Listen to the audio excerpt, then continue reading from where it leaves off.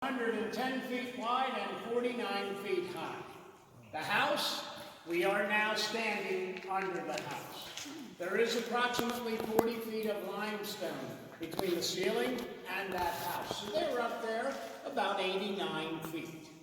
Or you could say, we're down here 89 feet. The caverns were formed by two underground rivers, one coming out of the East Canyon here to my left that we'll be going up into next. The other one coming out of the North Canyon behind me that we'll be going up into a little bit later.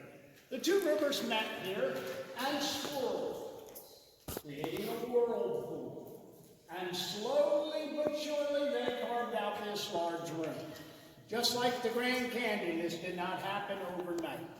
But eventually, the water table began to drop. And when it did, the dripping began. And when the dripping began, the formations we see all began. The water from the rain and snow makes its way down through the cracks and crevices of the limestone, picking up the minerals from the limestone. And when it drips inside the caverns, it deposits those minerals, creating formations. All the water down here is from the surface. It's all from the rain and snow that has made its way down and is now dripping inside the cavern. So the more it rains up there, the more it drips down here. Behind you there are more of them soda-straw stalagmites. Yes,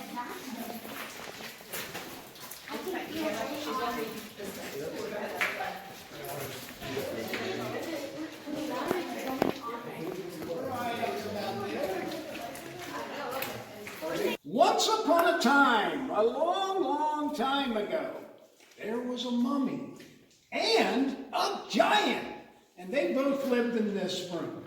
Well, the mummy would sit right here on this ledge, and the giant would read stories. Well, one night they were doing just that, when all of a sudden they heard this horrific Well, it scared the mummy so bad, she ran off that ledge right into the wall, leaving her impression. And when she did, she dropped her book right there. Well, then the mummy jumped up and ran out of the caverns. Well, the giant, he was scared too. He ran, but he didn't duck low enough, and he hit his head right here.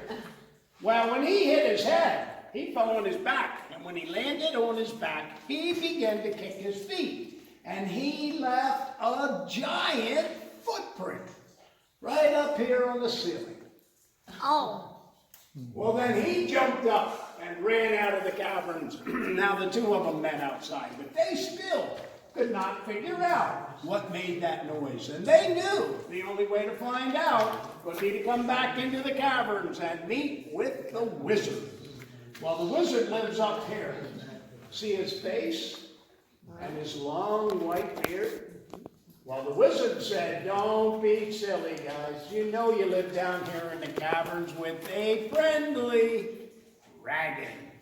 And he lives right here. There's his eye and his mouth with his sharp teeth and his long pointy tongue and his neck. And up here's his wings. And in underneath, there's his talons or his claws. Well, the wizard said, do you know what I'll do? I will knit a scarf out of flowstone. And he did. Right here's the scarf. He said, I will place that scarf around the dragon's neck, and that will keep him warm so he does not catch cold and sneeze and scare you ever again. Well, then in 2011, we had Tropical Storm Lee. Lee caused that creek to rise up to historic heights. But it came up quickly and then receded quickly. It didn't have that chance to accumulate and only got about this deep. Now behind me, we have what we like to call the wall of imagination. If you look up there and just use your imagination. We also have our very own New York City. Upside down, of course. Right here is the Empire State Building, Central Park, and on Staten Island. That's where I was born. And below that, we have an owl perched right here. And below the owl is a pair of lovebirds. And there's a whole tree of jellyfish or mushrooms. We also have an elephant or a woolly mammoth.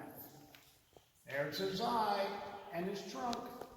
I like to call him Mr. Snuffleupagus. We have our very own Snuffy. And if you look on his back, there's a walrus.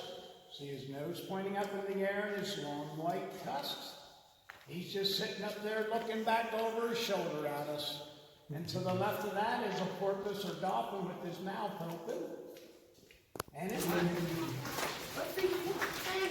narrow for me.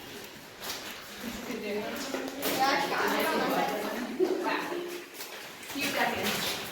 Well, I don't have to. I got thorns on my head.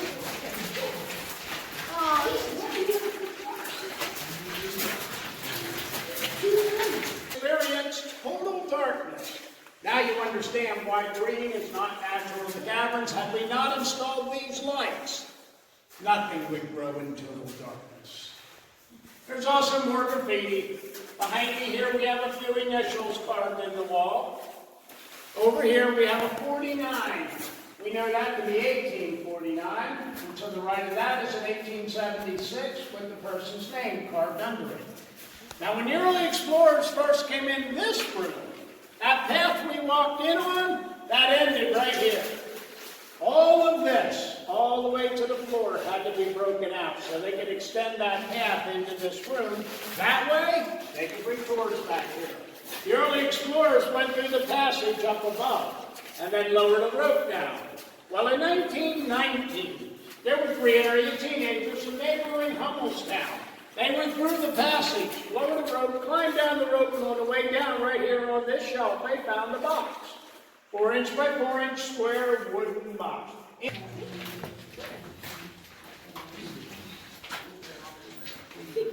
See? On space? Right there. Oh, is that a wooden bridge? No. Yeah, it is. It's not a wooden bridge. It is. You want to wait till the end? Yeah. Okay. Over again. Ooh, it steps up. Okay, stand here in the corner. I'm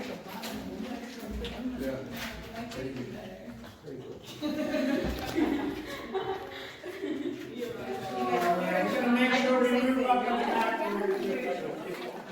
Ski slope. Look how that sparkles and glistens like snowflakes in the bright sunshine. And to the right of that is the pipe organ. And to the right of that's the other end of the passage. That's where they came out at. Well, now you can look at this room and understand why they went through the effort to create the man-made tunnel so they could bring people back here. All the way back here beside me, we have a 16-layer wedding cake. And the body of water we're standing over is Wedding Lake. Wedding Lake and Crystal Lake are 2 separate bodies of water. The depth of the lakes is determined by the amount of water from the rain and snow that makes its way down from the surface. We are now standing approximately 120 feet below that tree in a parking lot. We're out in front of the gift shop. This is the end of the North Canyon. There is a very small opening here behind me. It may be 2 feet in diameter, goes about another 50 feet and slowly narrows to an end. And as I said, it starts off at 2 feet in diameter, so we are not...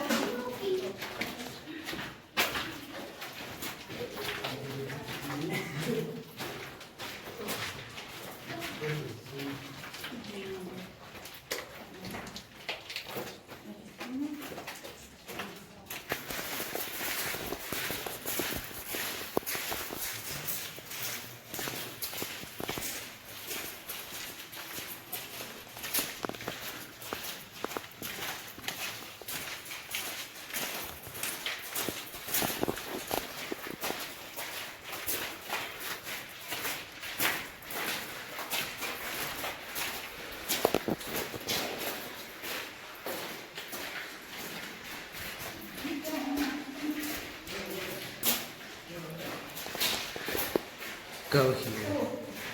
Indian Echo Caverns. Do it.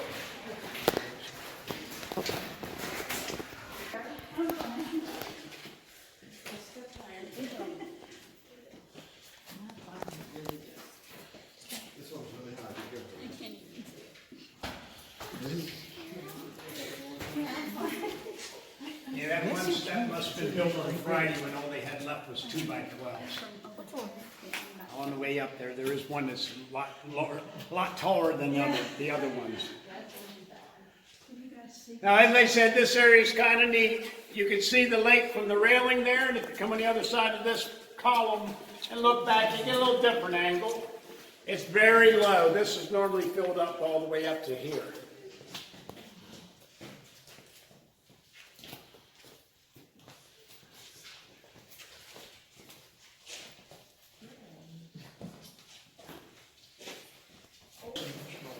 There's all over that railing there, formations growing. Touchy, touchy. Then here, this room gets its name from a gentleman by the name of William Wilson. William Amos Wilson. He was also known as the Pennsylvania Hermit. He had some very traumatic events take place in his life, which caused him to withdraw from society and live the rest of his life by himself. He was originally from the Philadelphia area. That's where these events took place back in the late 1700s. Well, after these very traumatic events, William Wilson withdrew from society, roamed the countryside for several years, eventually making his way from the Philadelphia area up to here. He discovered the caverns. We think the local people living here in the area helped point them out to him, but he made this room his home for the last 19 years of his life. He lived in here from 1802 until 1821. He had a bed made of straw that he slept in up on that shelf. He also had a rope ladder he hooked around that stalagmite that he lowered down over the side that he used to climb up and down to get in and out of bed with. Back then the floor was flowstone. This used to come out across here, and of course there was no path.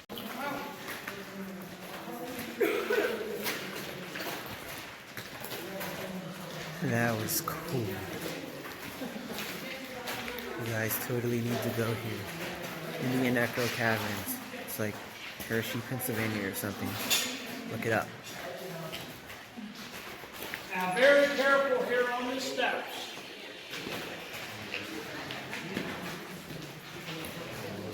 Watch your step and enjoy the rest of your day. Indian Echo Caverns.